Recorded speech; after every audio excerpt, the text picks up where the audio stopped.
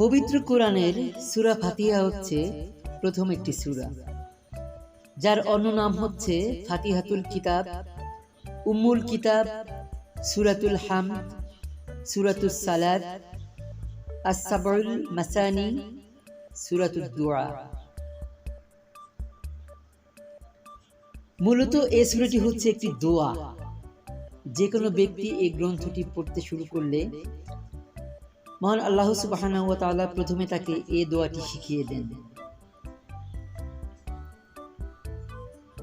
গ্রন্থের শুরুতে এর স্থান দেওয়ার অর্থই হচ্ছে এই যে, যদি যথার্থই এই গ্রন্থ থেকে তুমি লাভবান হতে চাও, তাহলে নিখিল বিশ্বজাহানের মালিক মহান আল্লাহ সুবহানাহু ওয়া তাআলার কাছে দোয়া এবং সাহায্য প্রার্থনা করো।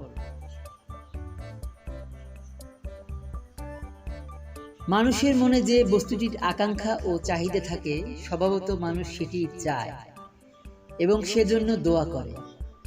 আবার এমন অবস্থায় সে এই দোয়া করে যখন অনুভব করে যে সত্তার কাছে সে দোয়া করছে তার আকাঙ্ক্ষিত বস্তুটি তারই কাছে আছে।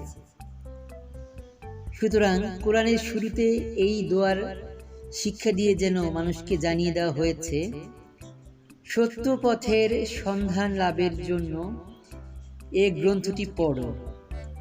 সত্য অনুসন্ধানের মানসিকতা নিয়ে এর পাতা উল্টাও এবং নিখিল বিশ্বজাহানের মালিক ও মহান প্রভু আল্লাহ হচ্ছেন জ্ঞানের একমাত্র উৎস।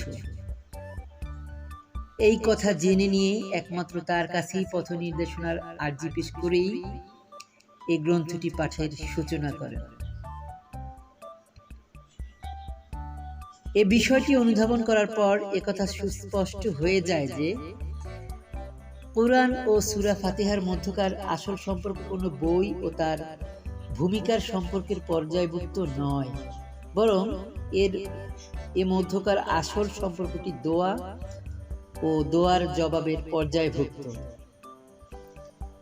সূরা ফাতিহা বান্দার পক্ষ থেকে একটি দোয়া, আর মহান আল্লাহ সুবহানাহু ওয়া তাআলার পক্ষ থেকে কুরআন তার জবাব। বান্দা দোয়া করে, হে মহান প্রভু, হে মহান প্রতিপালক, আমাকে পথ দেখাও।